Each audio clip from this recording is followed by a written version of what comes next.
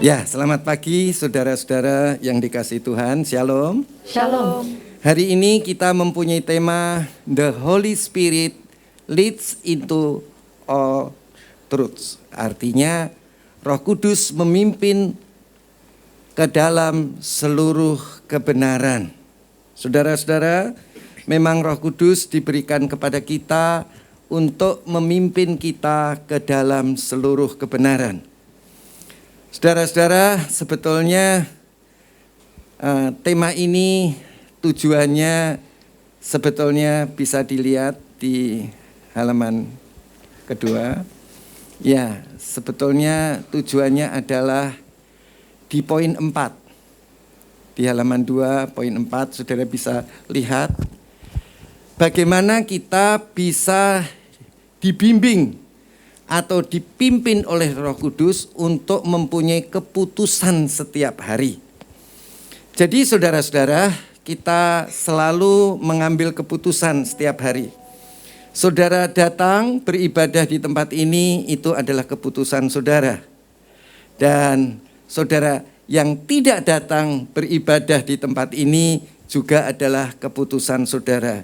Jadi apapun yang kita buat itu adalah keputusan. Nah, yang baik itu keputusannya siapa? Nah, disinilah saudara-saudara, Roh Kudus di poin 2, saudara bisa lihat Roh Kudus itu membimbing kita. Jadi Roh Kudus itu diberikan kepada kita itu untuk membimbing kita.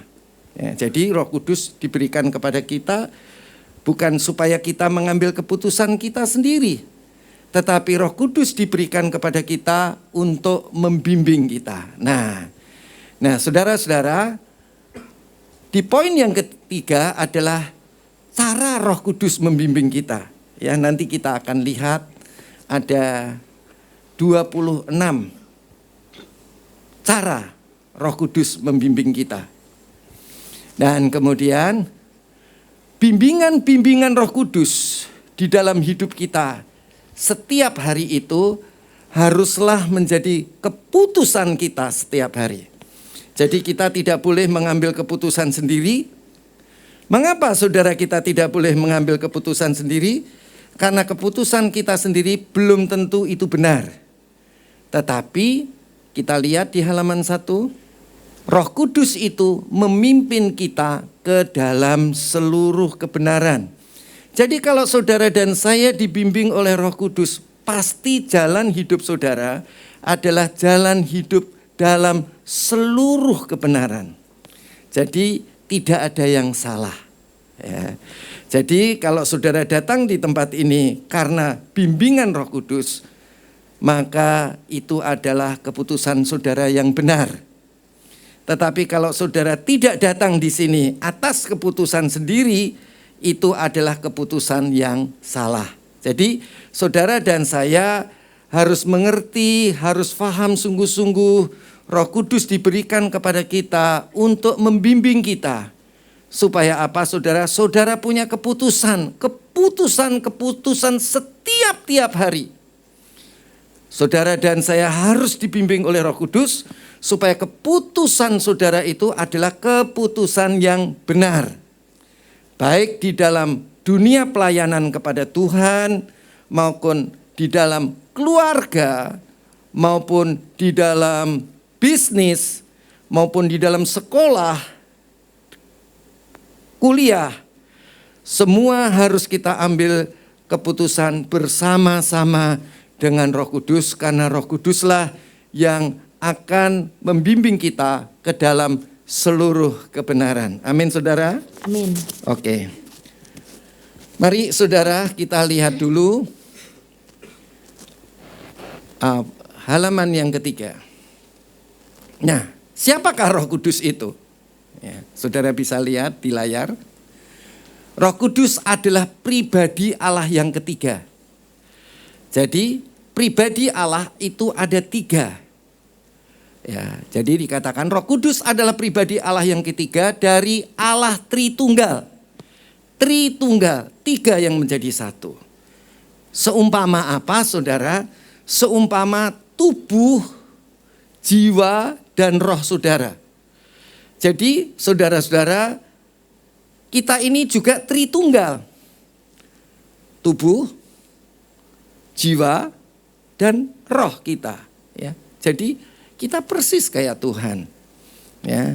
Tubuh, jiwa, dan roh. Tubuh, jiwa, dan roh. Ya. Persis kayak Tuhan. Ya, saudara.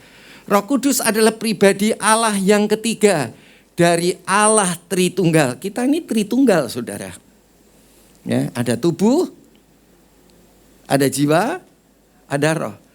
Bisa enggak kalau roh kita enggak ada? Enggak. Kita mati. Kalau enggak ada jiwanya, ya kita mati. Ya, katanya Fraski gila katanya tadi. Ya kan?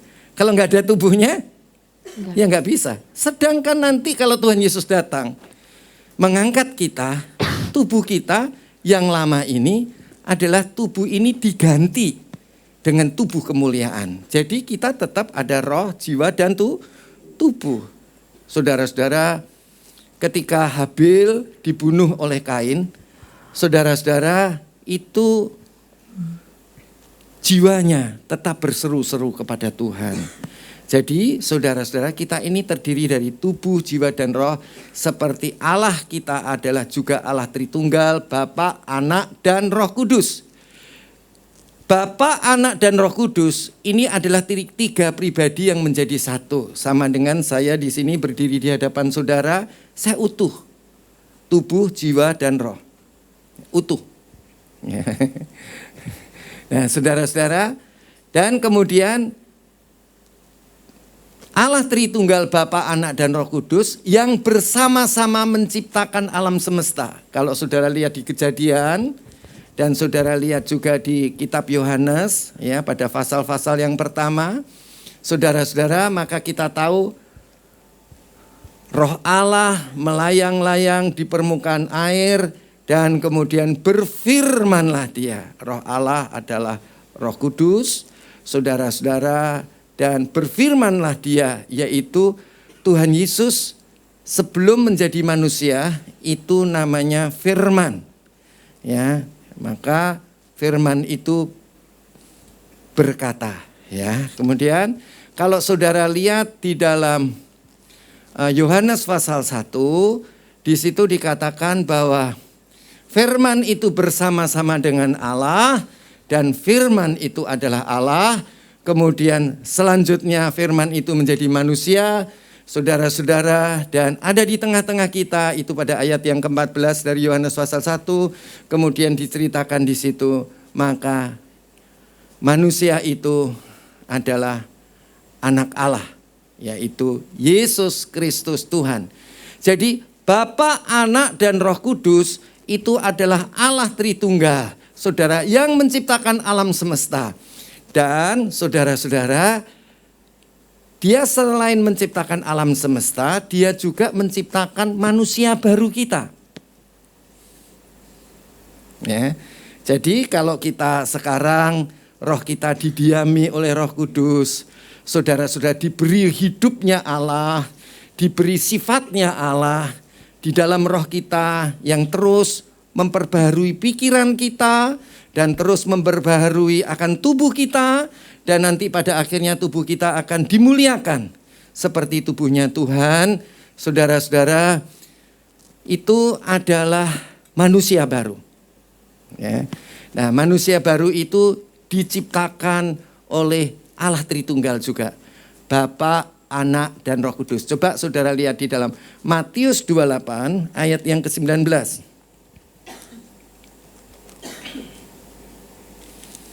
Matius pasal 28 ayat yang ke-19.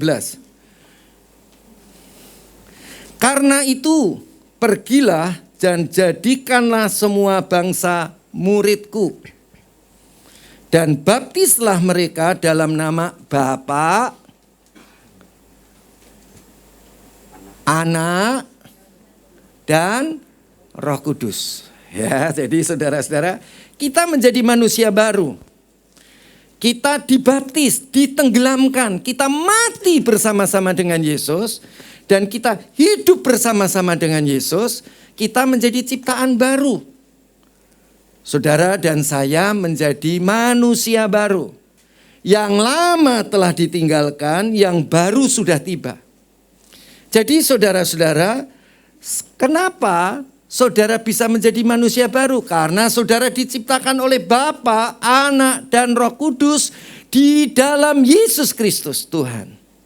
Jadi saudara, kenapa kita punya pikiran yang baru sekarang?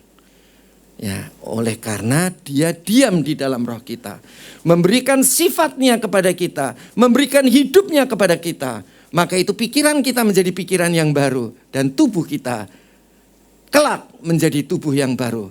Tapi jangan lupa, saudara-saudara, sekarang pun tubuh saudara sudah dibaharui dari waktu kepada waktu. Kalau saudara melihat keadaan, saudara lemes pasti. Tetapi kenapa kita masih tetap semangat sampai dengan sekarang? Karena pikiran kita terarah kepada roh kita. Dan apa yang terjadi, walaupun keadaan seperti apapun juga, kita tetap semangat di dalam Tuhan. Kita dapat mengalahkan lawan musuh kita, yaitu dosa, iblis, dan dunia. Kita bisa melakukan segala perkara. Karena apa saudara? Ada roh Tuhan yang tinggal di dalam kita.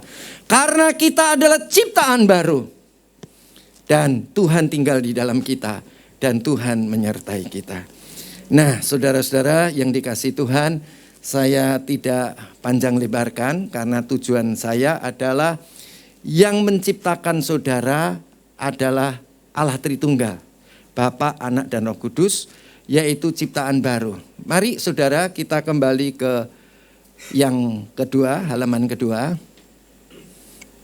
Ya, kita sudah lihat poin yang pertama, siapa Roh Kudus itu. Yang kedua, saudara-saudara, Roh Kudus itu membimbing kita. Mari kita lihat poin yang kedua. Ya, saya tidak beri komentar terlalu banyak, saudara bisa lihat di layar. Yaitu Roh Kudus itu membimbing kita. Kita kembali lagi ke halaman 2. Bagaimana cara Roh Kudus membimbing kita? Nah, mari saudara kita lihat poin yang ketiga. Cara Roh Kudus membimbing kita. Ya, cara Roh Kudus membimbing kita. Wow, luar biasa. Saudara, Allah Roh Kudus bagaimana cara membimbing kita? Kalau saudara baca di dalam Yohanes 4 ayat yang ke-14, mari kita baca Yohanes pasal yang ke-4 ayat yang ke-14. Ini adalah perkataan Tuhan Yesus kepada seorang perempuan Samaria. Saudara-saudara, perempuan Samaria ini mempunyai mempunyai suami 5, yang ke-6 bukan suaminya. Dan saudara-saudara, apa yang dikatakan oleh Tuhan Yesus kepada perempuan Samaria ini, dikatakan begini, tetapi barang siapa minum air yang akan kuberikan kepadanya. Ini Tuhan Yesus nantang saudara. Luar biasa. Ya. Tetapi barang siapa minum air yang akan kuberikan kepadanya, ia tidak akan haus selama-lamanya. Saudara, kalau saudara minum Roh Kudus, saudara nggak akan pernah haus selama-lamanya. Siapa di sini yang selalu dahaga, ya, selalu haus, selalu lapar, selalu hidupnya nggak puas? Saudara, kalau saudara minum air dari sumur, saudara akan tetap haus. Saudara akan tetap lapar. Saudara akan tetap tidak puas. Mungkin puas waktu itu, tetapi selanjutnya saudara tidak puas lagi. Tetapi Tuhan Yesus menawarkan sesuatu yang luar biasa, yaitu pribadi Allah yang ketiga. Memang kenapa pribadi Allah yang ketiga? Kalau engkau haus, datang kepadaku dan minum. Saudara-saudara, engkau tidak akan haus untuk selama-lamanya. Tetapi barang siapa minum air yang akan kuberikan kepadanya, ia tidak akan haus selama-lamanya. Luar biasa kan saudara? Saudara, rasanya hidup ini bosen enggak? Enggak. Robi bilang enggak, ya. Tetapi saudara-saudara, kita ini suka enggak puas. Ya, enggak puas itu namanya haus. Ya, saudara, enggak puas apa saudara? Enggak puas dengan apa yang kita miliki. Saya kalau makan saudara, tanya tante. Saya kalau makan sudah 3 kali makan yang sama, saya sudah enggak suka lagi. Entah makanan apapun. Ya, 3 kali udah ditandain sama tante. 3 kali udah pasti enggak lagi. Ya betul, enggak lagi.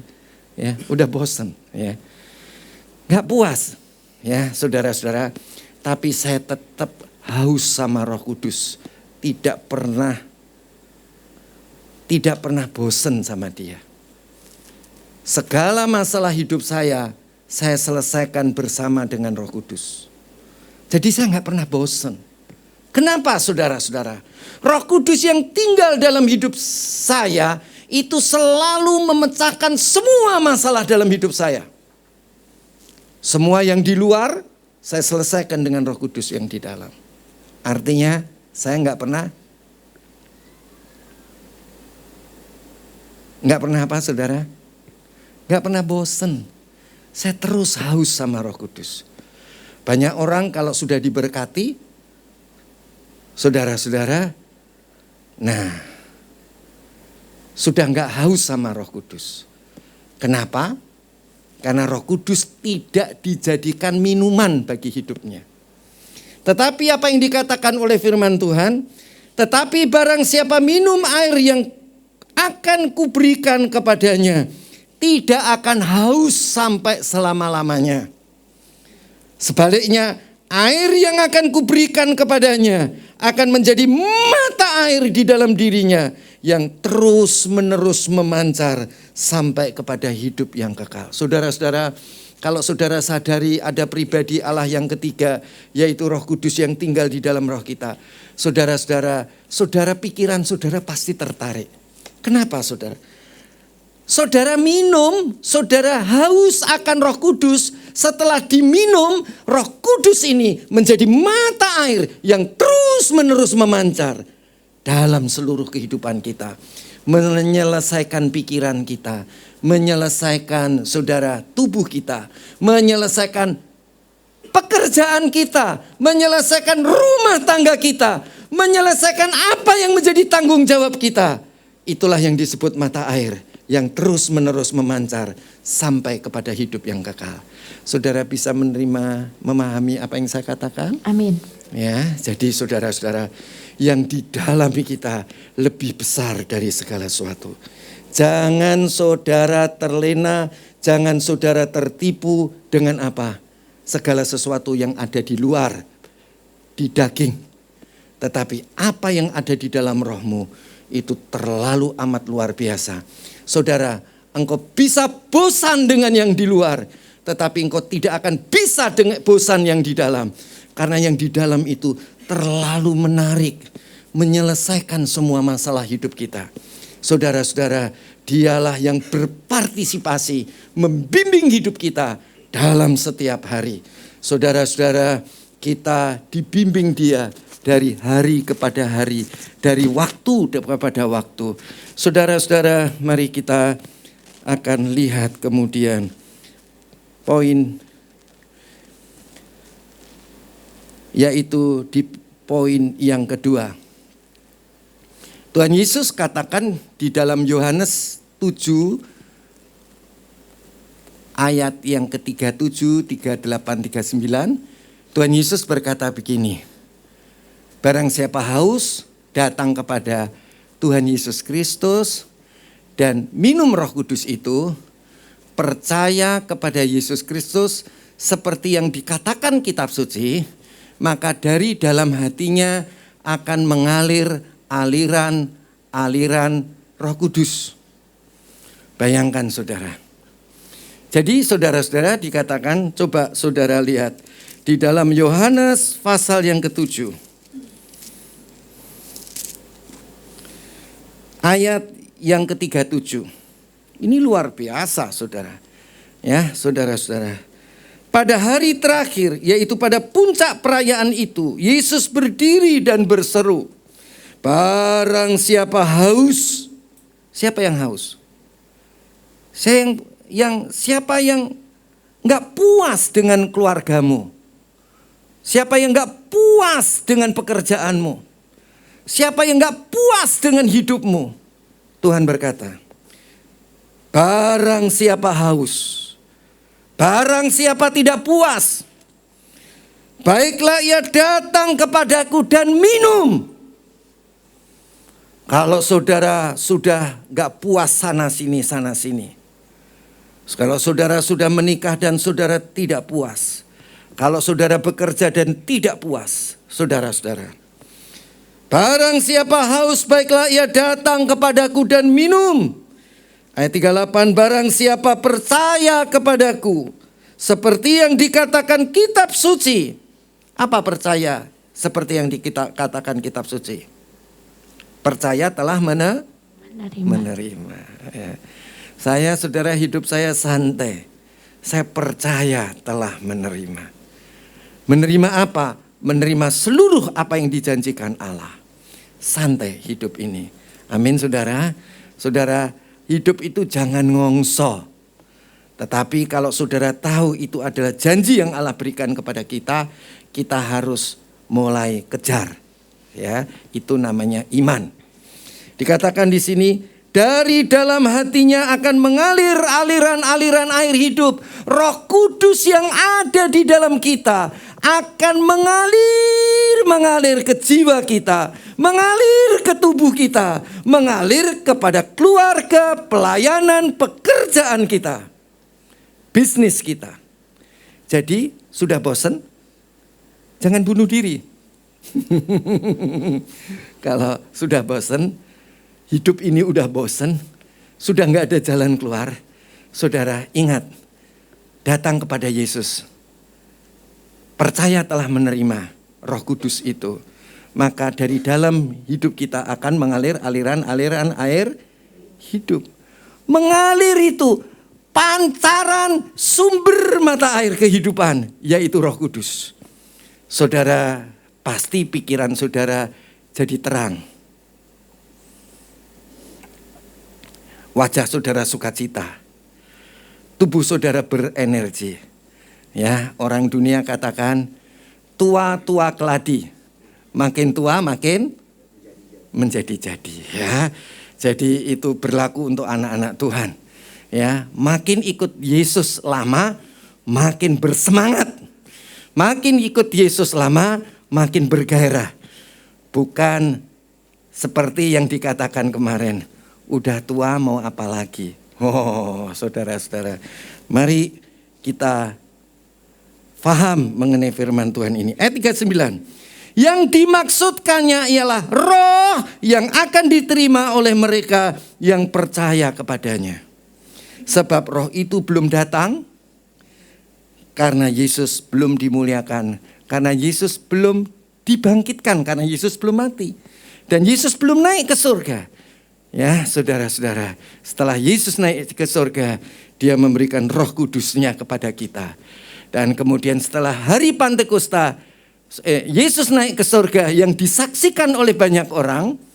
Kemudian dia mencurahkan 10 hari kemudian dia mencurahkan Roh Kudusnya yang disebut Roh Kuasa untuk bersaksi kepada orang lain. Nah, saudara, mari kita lihat poin yang ketiga. Nah, ini di dalam Yohanes 14 ayat yang ke-16. Saudara, saya Yohanes 14 ayat yang ke-16. Ya. Aku akan minta kepada Bapa dan ia akan memberikan kepadamu seorang penolong yang lain supaya ia menyertai kamu selama-lamanya. Coba lihat di halaman 6. Nah, saudara lihat di halaman 6 pada poin ketiga dan keempat. Roh Kudus yang tinggal di dalam hidup kita ini penolong yang lain. Allah adalah penolong. Tuhan Yesus adalah juga penolong. Tapi Roh Kudus adalah penolong yang lain. Amin, saudara. Nah, saudara itu perlu apa untuk mengambil keputusan tiap-tiap hari? Saudara pakai apa mengambil keputusan tiap-tiap hari? Apa yang saudara ambil keputusan tiap-tiap hari? Mestinya saudara-saudara, Roh Kudus itulah yang ambil keputusan. Karena dialah penolong kita. Amin, saudara. Dia Allah, saudara. Dia bukan sama dengan kita. Tapi kita dijadikan dia segambar dan serupa dengan dia. Dia penolong kita. Ya, di dalam Yohanes 14 ayat 16. Dan di poin yang keempat juga di dalam Yohanes 14 ayat yang ke-16 dikatakan, Ia akan menyertai engkau selama-lamanya. Saudara di mana? Dia ada. Engkau di gunung, dia ada. Engkau di dasar laut, dia ada. Engkau bersembunyi, dia ada. Saudara-saudara, Adam, di manakah engkau? Saudara-saudara, dia ada. Ya, dia bertanya bukan karena dia tidak tahu, tetapi dia ingin mengetes akan Adam. Mengapa Adam sembunyi? Karena Adam berbuat dosa. Dosa memisahkan antara Allah dan manusia. Ya, bukan Allah yang memisahkan, tetapi manusia yang memisahkan diri. Saudara kalau berbuat dosa, malu nggak sama Tuhan? Ya kan? Malu. Ya, nggak berani ke gereja, sembahyang juga nggak berani, baca Alkitab nggak berani juga, ya kan? Nah, saudara-saudara, poin yang kelima di dalam Yohanes 14 ayat yang ke-16 disebut yaitu roh kebenaran. Yohanes 14 ayat yang ke-17 dikatakan yaitu roh kebenaran. Saudara-saudara, saya akan lanjutkan, yaitu roh kebenaran. Dunia tidak akan menerima dia, sebab dunia tidak melihat dia dan tidak mengenal dia. Tetapi kamu mengenal dia, sebab ia menyertai kamu dan akan diam di dalam kamu. Kembali ke halaman 6. Ya, di situ dikatakan dia itu roh yang tinggal di dalam kita, roh yang menjadi penolong yang menyertai kita. Itu di poin 5 disebut roh kebenaran. Bayangin saudara-saudara, yang menolong kita, yang menyertai kita, roh kebenaran. Kira-kira saudara bisa nyeleweng ke kiri ke kanan enggak? Bisa. Kalau saudara tidak mengaktifkan roh saudara. Roh manusia kita harus terus diaktifkan untuk belajar mengikuti Roh Kudus yang tinggal di dalam roh kita. Caranya gimana saudara-saudara? Banyak berdoa di dalam roh supaya gerakan Roh Kudus diikuti oleh gerakan roh kita. Saudara, karena pikiran kita hanya bisa melihat roh kita. Jadi saudara, ketika irama Roh Kudus bersamaan dengan irama roh kita dan aktif dan menarik, maka pikiran kita akan terus ke arah roh kita. Sedangkan roh kita sesuai dengan gerakan daripada Roh Kudus. Jadi ingat baik-baik saudara-saudara, kapan kita bisa hidup dalam kebenaran? Kalau roh saudara aktifkan seperti gerakan dari Roh Kudus. Jadi pikiran saudara akan tertarik ke roh saudara. Kenapa sekarang saudara dan saya tidak bisa mengambil keputusan yang benar?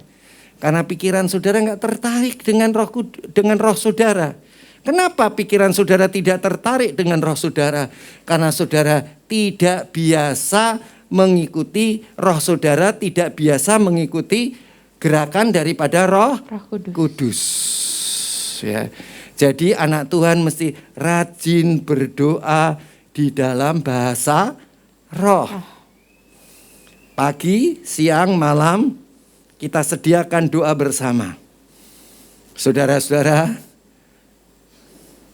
kenapa pikiran kita nggak tertarik kepada roh kita? Karena kita nggak rajin berdoa dalam roh. Karena roh kita tidak rajin mengikuti gerakan Roh Kudus. Sehingga pikiran kita nggak ngerti nih. Roh kita kok nggak ada gerakan apa-apa, tidak menarik. Tetapi saudara-saudara, kalau roh saudara itu mengikuti gerakan Roh Kudus, itu ada gerakan-gerakan yang menarik pikiran kita. Ada aktivitas yang menarik pikiran kita. Kenapa saudara? Ingat, Roh Kudus yang di dalam hidup roh kita itu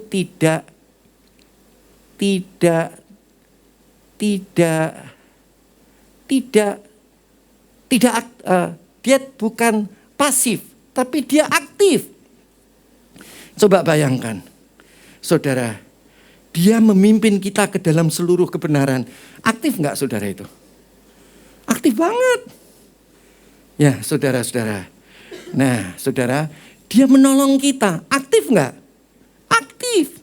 Ya, jadi saudara jangan pikir Roh Kudus itu tidak aktif. Aktif banget. Tetapi kenapa pikiran kita tidak bisa kita taruh ke atas roh kita? Karena dipikirnya silent. Nggak ada gerakan apa-apa. Kenapa nggak ada gerakan, saudara? Karena roh saudara tidak mengikuti gerakan dari roh Kudus. Ya, jelas ya saudara ya.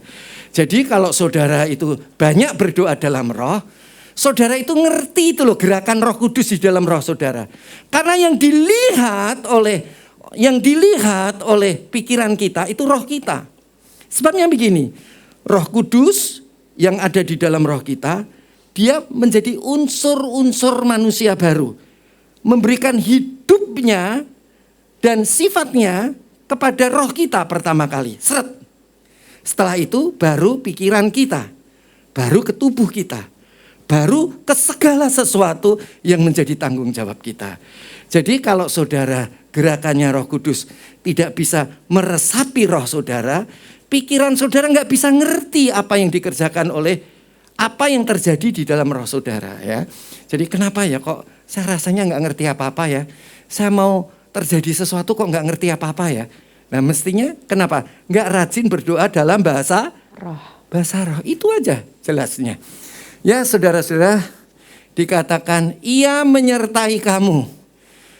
Dia tidak sekedar menjadi penolong, dia tidak sekedar menyertai, tetapi dia adalah roh kebenaran. Dan poin yang 6, dia tidak sekedar menyertai kamu, tetapi poin yang ke-7, dan akan diam di dalam kamu. Ya, jadi Roh Kudus itu betul-betul diam, tinggal di dalam kita. Oke, mari lihat poin halaman yang ke-7.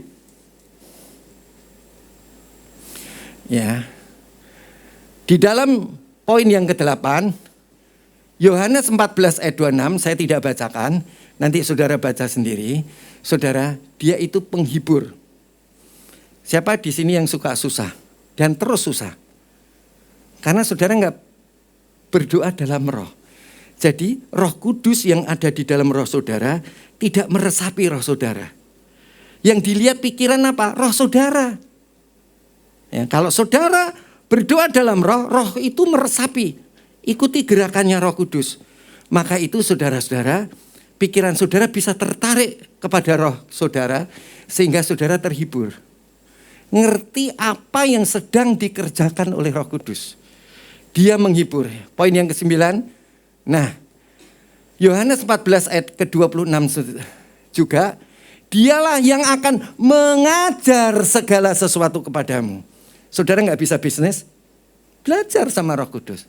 Belajar pada Yesus. Dia guru dan Tuhan. Nah, ini rohnya Yesus, yaitu Roh Kudus yang diberikan kepada kita. Ya, nggak bisa bisnis? Bisa, saudara. Siapa yang bilang nggak bisa? Ya, bisa. Saya, saudara-saudara, saya nggak ngerti hukum, tapi saya bisa punya law firm. Ya. Saya bukan eksternal audit, tetapi saya sedang mempersiapkan konsultan audit. Ya, saudara, bisa. Siapa yang ngajarin? Roh Kudus. Tuhanlah yang mempertemukan dengan orang-orang yang tepat.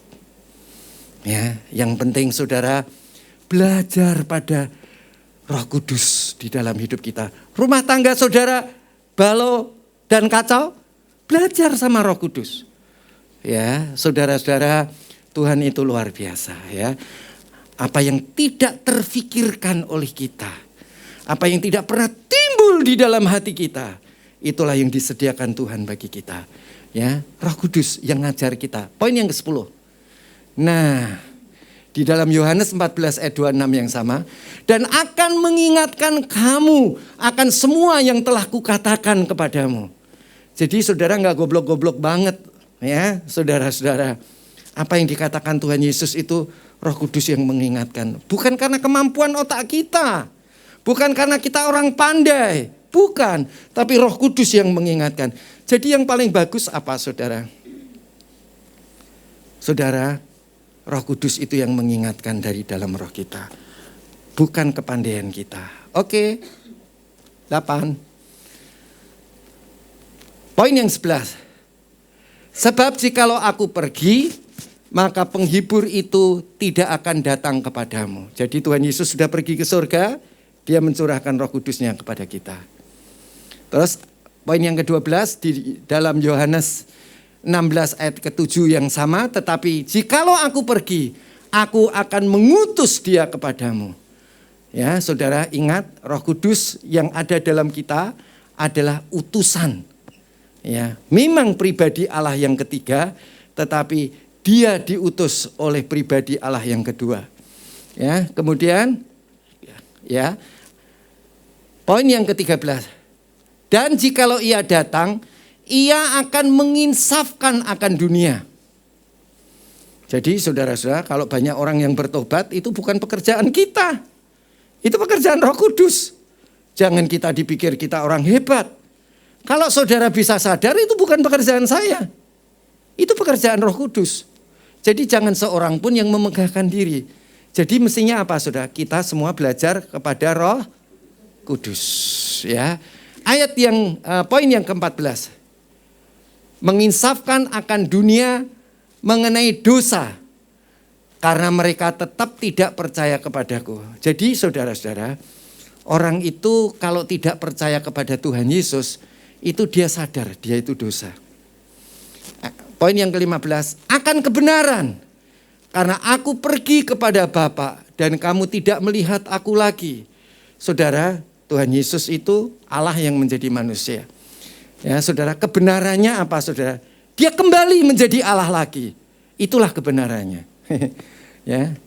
Kemudian poin yang ke-16 pada Yohanes 16 ayat 8, 9, 10 dan 11 yang sama. Saudara-saudara, dan penghakiman karena penguasa dunia ini telah dihukum. Saudara, kalau saudara dan saya kita nggak percaya, itu namanya sudah dihukum. Ya, saudara, mari halaman yang ke-10. Di dalam Yohanes 16 ayat 13 diulang lagi. Roh Kudus adalah roh kebenaran. Pada ayat yang sama di poin yang ke-18, ia akan memimpin kamu ke dalam seluruh kebenaran. Ya, jadi ingat saudara, ya saudara, dia yang memimpin kita ke dalam seluruh kebenaran. Pada ayat yang sama, pada poin yang ke-19, dan ia akan memberitakan kepadamu hal-hal yang akan datang. Saudara kepingin tahu hal-hal yang akan datang, yang akan menimpa engkau? Iya. Nah, berdoa dalam roh. Roh Kudus, roh saudara bergerak sesuai dengan gerakan Roh Kudus itu, saudara itu berdoa dalam roh dan pikiran saudara akan tertarik ya kepada roh saudara. Dan saudara akan tahu hal-hal yang akan datang. Ya, apa yang akan terjadi, saudara tahu. Ya, jadi saudara ini bukan hanya sebagai manusia, tapi manusia yang segambar dan serupa dengan Tuhan. Oke, halaman 11. Ia akan memuliakan aku, sebab ia akan memberitakan kepadamu apa yang diterimanya daripadaku. Saudara-saudara, kalau saudara ngikuti Roh Kudus, apa yang terjadi? Mulialah namamu Tuhan. Ya, saudara pasti memuliakan Tuhan. Kalau saudara tertarik kepada Roh Kudus, pasti memuliakan Tuhan Yesus. Ya, jadi begitu ceritanya ya. Oke. Halaman 12. Nah, sekarang saudara, ini baru saya katakan gimana cara Roh Kudus membimbing kita. Poin 21. Bahasa roh berkata-kata kepada Allah. Oleh roh ia mengucapkan hal-hal yang rahasia untuk membangun diri sendiri. Jadi itu di dalam 1 Korintus pasal 14 ayat 2 dan 4. Ya, saudara bisa baca, kalau saudara berdoa dalam bahasa roh, saudara itu mengucapkan hal-hal yang rahasia kepada Allah. Orang nggak ngerti. Gunanya untuk apa? Untuk membangun diri kita. Jadi kalau hidup saudara merasa hancur, runtuh, supaya terbangun lagi, berdoalah dalam bahasa roh. Ya. Oke. Poin yang kedua-dua. 1 Korintus 14 ayat 3 sampai 4. Bernubuat itu membangun, menasihati dan menghibur jemaat. Kalau bahasa roh itu untuk membangun diri sendiri. Maka itu saudara-saudara, saudara kalau di dalam jemaat nggak boleh berdoa dalam roh terus. Saudara harus bernubuat. Bernubuat itu untuk membangun, menasihati dan menghibur jemaat. Kalau saudara berdoa dalam bahasa roh terus, saudara dianggap orang lain itu saudara asing. Tahu asing? Ngomong apa itu? Aku nggak kenal dia, aku juga, dia nggak kenal saya, aku nggak kenal dia. Ya, asing. Ya. Nah, saudara-saudara, kalau saudara lihat di poin 23, kalau saudara tidak bernubuat, tidak berkata-kata dalam bahasa sehari-hari, ya, saudara bisa di poin 23 menafsirkan bahasa roh itu sederajat dengan nubuat bagi jemaat. Jadi kalau saudara tidak bernubuat, ya udah bahasa roh dengan iman. Bernubuat itu juga dengan iman enggak saudara? Sama dengan iman, enggak pakai otak. Dengan iman. Ya. Kemudian saudara, bahasa roh itu dengan iman, bernubuat juga dengan iman. Nah, kalau menafsirkan bahasa roh dengan apa saudara? Sama dengan iman. Hanya kalau menafsirkan bahasa roh itu saudara berdoa dalam bahasa roh dulu. Kemudian dengan iman yang sama saudara berkata-kata dalam bahasa ibu, bahasa sehari-hari. Ya, itu poin 23 seperti yang sudah tertulis di 1 Korintus 14 ayat yang kelima. Halaman yang ke-13. Nah, saudara, Roh Kudus itu roh Allah itu luar biasa saudara. Tidak saja berdoa dalam bahasa roh, tidak saja menafsirkan bahasa roh, tidak saja bernubuat dengan iman. Saudara-saudara, kalau saudara rajin berdoa dalam roh, saudara-saudara, gerakan roh saudara itu saudara sesuai dengan gerakan Roh Kudus, pikiran saudara akan terarah kepada roh saudara. Dan apa yang terjadi? Karunia penyataan roh yaitu berkata-kata dalam pengetahuan. Saudara itu bisa kayak tahu begitu saudara. Itu tuntunan Roh Kudus tiap-tiap hari ya. Kayaknya tahu ini. Ini bakal begini nih. Kayaknya tahu. Dibuktiin, nggak kebukti. Tapi saudara tahu. Gitu ya kan. Wah, ini bakal terjadi ini. Bakal terjadi ini. Bakal terjadi ini. Tahu. Ya, sayang kan kalau nggak mau berdoa dalam roh kan.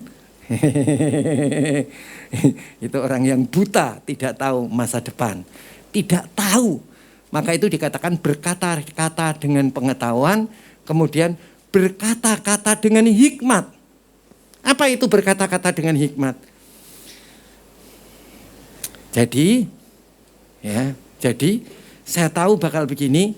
Dan apa yang harus saya lakukan? Itu hikmat. Ya, tahu itu tahu. Ya, saudara. Tapi Hikmat itu jalan keluarnya. Dari mana? Bukan dari otak kita. Taunya dari sini, dari roh. Ya, saudara kan jadi manusia super kan? Iya. Super nggak kalau begitu? Super.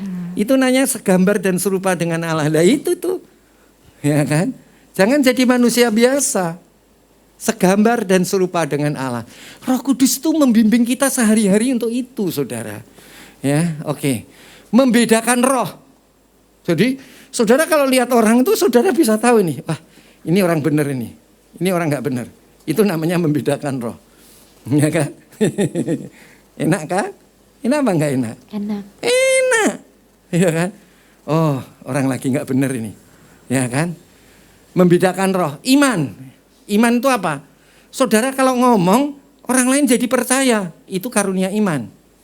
Kesembuhan. Apa saudara? Walaupun orang itu sakit, percaya telah menerima. Dan orang itu jadi sembuh. Ah, luar biasa kan? Dan untuk mengadakan mujizat. Apa yang tak pernah dilihat mata. Dan yang tak pernah didengar telinga. Dan tak pernah timbul di dalam hati. Semua Disediakan bagi yang mengasihi dia. Lah itu mujizat itu. Yang nggak mungkin bisa jadi mungkin. Ya, luar biasa kan saudara? Yang ke-14 itu ada di dalam 1 Korintus tadi ya. Semua udah tertulis di poin 25. Memperlengkapi pekerjaan pelayanan. Untuk pelayanan dilengkapi. Tadi penyataan-penyataan roh dilengkapi karunia-karunia.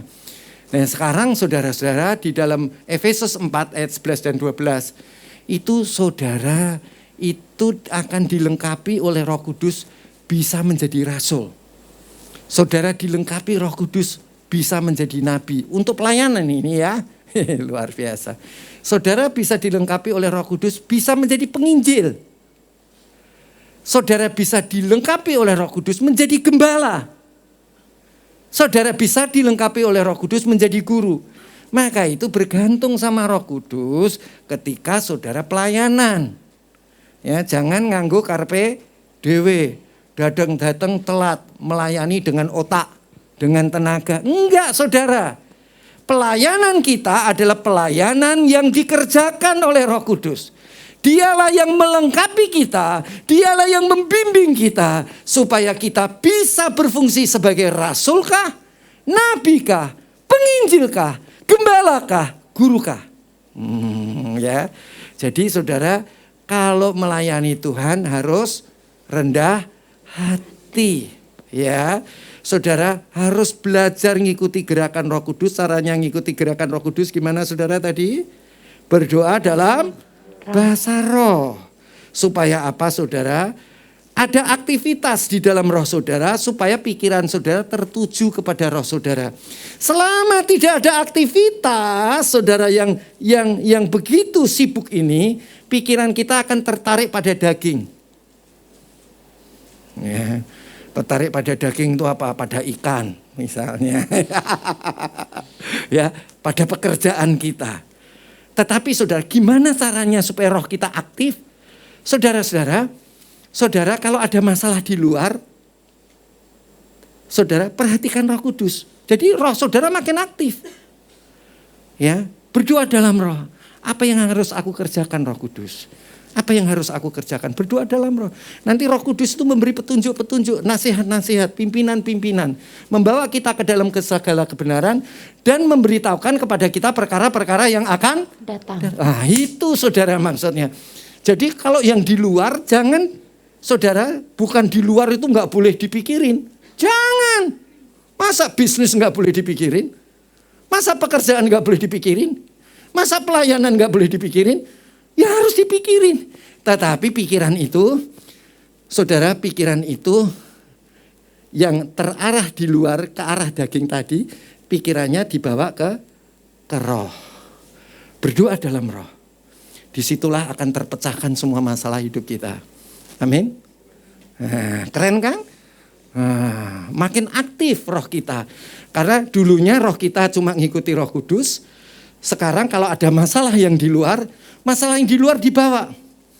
Apa yang harus aku lakukan Roh Kudus? Berdoa dalam roh lagi. Jadi berdoa dalam rohnya makin seru kan? Makin seru enggak? Makin seru enggak, Fras? Makin seru. Wah lah Roh Kudusnya ngasih nasihat-nasihat terus. Beginiin, begituin. Nah, jadi orang bodoh pun akan pandai, orang miskin pun akan kaya. Ya, jadi orang yang tidak bisa apa-apa akan bisa punya apa-apa. Amin, saudara? Amin. Nah itu maksudnya, saudara. Terus poin yang ke-26 di Roma 8 ayat 26, 27 dan 28 membantu kita berdoa sesuai dengan kebutuhan hati nurani dengan keluh kesah sesuai dengan kehendak Bapa. Lah itu 26 yang saya ceritakan tadi. Ya, saudara-saudara, saudara kan pasti punya keperluan kan? Iya kan? Masa orang hidup enggak punya keperluan? Ya kan? Lah, saudara bawa di dalam doa. Tapi jangan begini, jangan paksain Roh Kudus.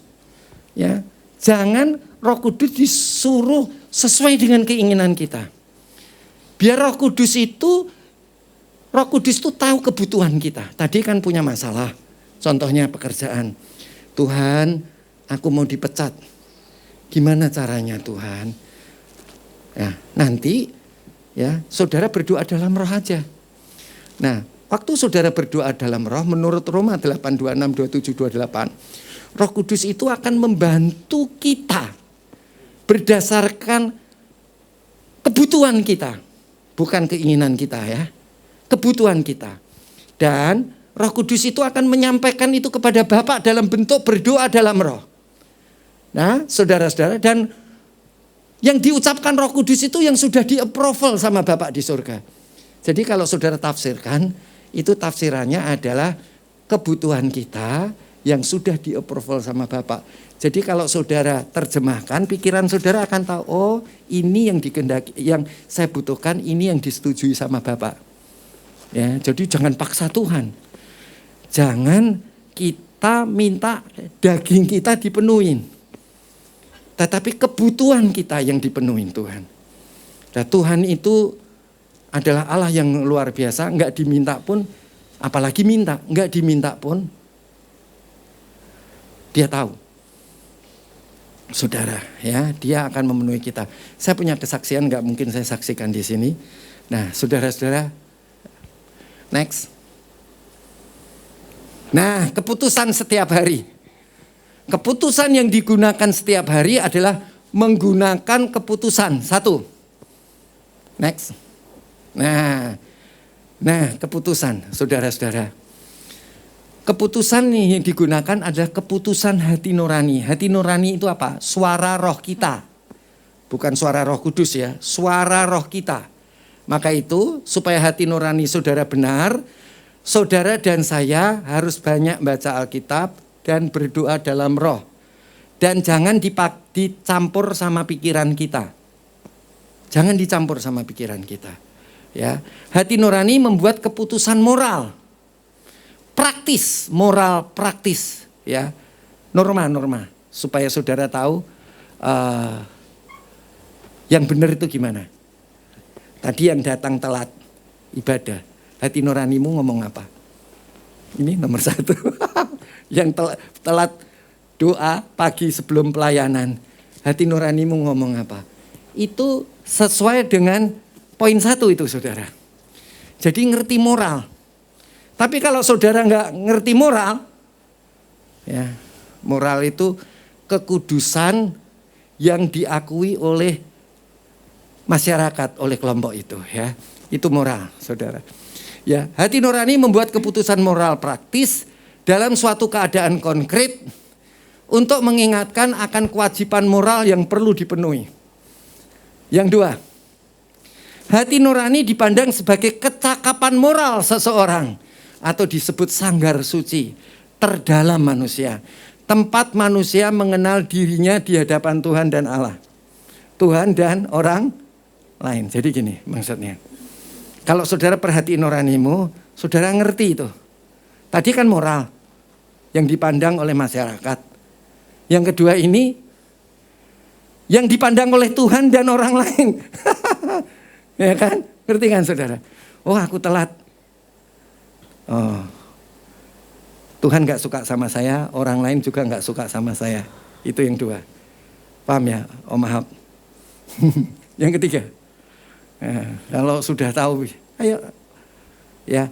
Hati nurani merupakan kedalaman keberadaan manusia yang sesungguhnya paling dalam. Hati nurani itu pusat terdalam pribadi yang tertuju kepada Tuhan yang memelihara manusia. Jadi lewat hati nuranimu itu kita bisa pandang Tuhan. Ya. Jadi kalau saudara enggak pandang rohmu, saudara enggak bisa pandang Tuhan. Saudara hatimu enggak bisa tertuju kepada Tuhan. Maka itu orang harus berdoa dalam roh supaya rohnya apa saudara? Bersuara, berbicara. Itu namanya suara hati adalah hati nurani. Ya, yang poin keempat. Memberi tanggapan yang tepat dan benar dalam kehidupan seseorang. Jadi saudara, hati nurani itu kalau saudara perhatiin hati nuranimu, ikuti hati nuranimu, pasti benar dan tepat. Oke, next. Itu yang A.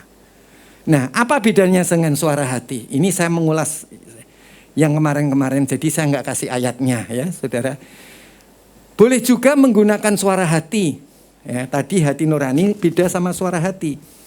Kalau suara hati itu jiwa. Ya, jiwa ya. Harus diyakini oleh pikiran.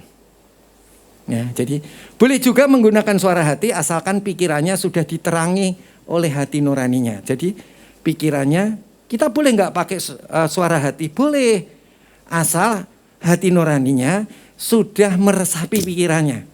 Kalau hati nuraninya belum meresapi pikirannya, ya jangan. Ya, pikirannya sudah diterangi oleh hati nuraninya sehingga apa yang dikerjakannya dengan penuh keyakinan. Jadi karena sudah pakai pikiran, harus dengan keyakinan. Oke, next. Terakhir. Tindakan.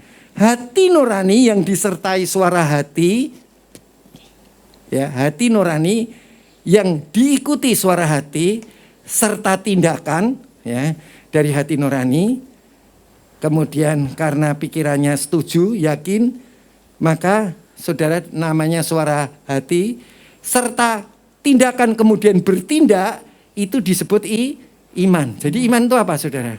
Hati nurani plus suara hati plus tindakan. Itu namanya iman ya. Dan ini yang dapat memindahkan gunung. Saudara pengen memindahkan gunung? Siapa yang pengen mindahin gunung? Gunung persoalan. Gunung pekerjaan. Gunung rumah tangga. Apa lagi ya saudara? Dan ini yang dapat memindahkan gunung masalah. Atau dapat membelah laut masalah. Dan dapat meruntuhkan tembok pertahanan Yeriko masalah. Wah, keren ya saudara. Jadi kembali ke awal judul. Roh Kudus memimpin ke dalam seluruh kebenaran. Untuk membimbing kita, memberi nasihat. Dan nasihatnya luar biasa. Mari kita tutup di dalam doa.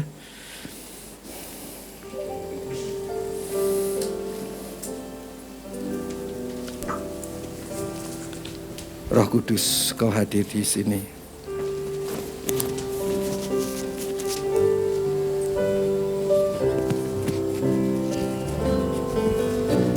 Roh Kudus, kau hadir di sini. Mari bangkit berdiri. Mari bangkit berdiri. Roh Kudus, engkau luar biasa. Engkau pribadi Allah yang ketiga. Engkau diutus oleh Bapa melalui Yesus Kristus. Kubuka hati. Mari saudara buka hatimu untuk Tuhan. Kubuka hati menyembahmu Yesus. Jamahlah kami Semua menyanyi jemaat. dengan kuasa Buka hatimu untuk Tuhan. Maha tinggi. Ku buka hati, ku buka hati. Untuk Roh-Mu Tuhan, Erala sande, ku buka hati menyembah-Mu erala sando, Yesus. enarakane. Jamahlah kami, penuhi kami dengan kuasa Allah Maha Tinggi. Katakan sekali lagi, ku buka hati. Buka hatimu untuk Tuhan. Buka hati Roh Kudus, untuk Roh-Mu Tuhan. aku persilahkan Engkau menguasai Buka hidupku. hati menyembah-Mu Yesus. Inarala se, narala sando, narala sande, Kuasa narala sandara. Dengan kuasa Allah Maha Tinggi, dengan kuasa Allah Maha Tinggi. dengan kuasa. Dengan kuasa Allah Maha Tinggi. Angkat kedua tanganmu ke surga. Engkau sudah dengar firman Tuhan. Roh Kudus luar biasa. Angkat tanganmu ke surga. Angkat hatimu.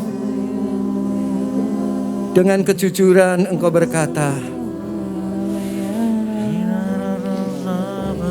Roh Kudus,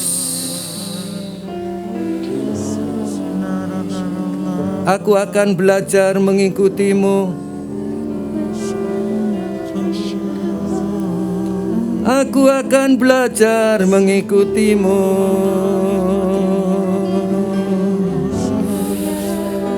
Aku mau belajar mengikuti Tuhan.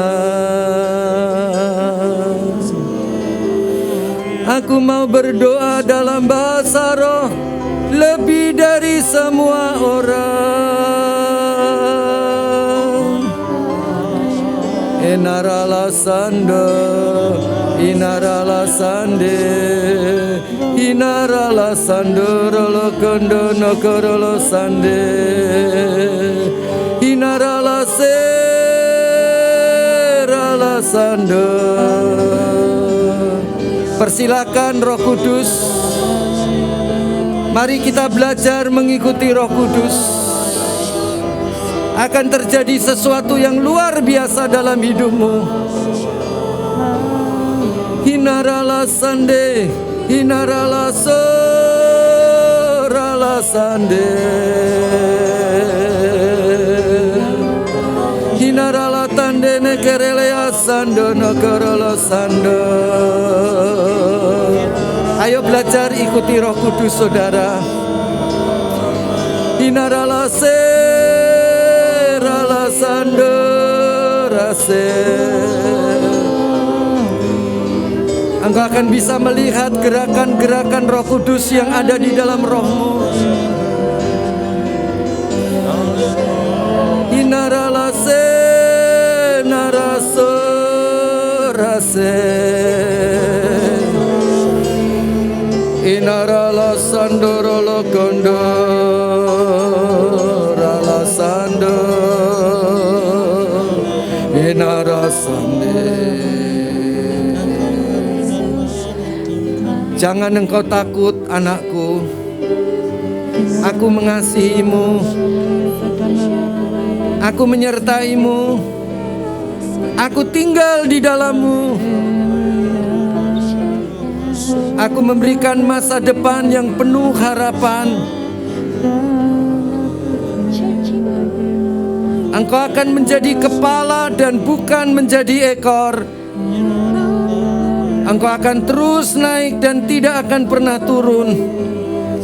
Glory, glory, glory. Inarala wasande nekeria narala sando. Sande inarala serala sande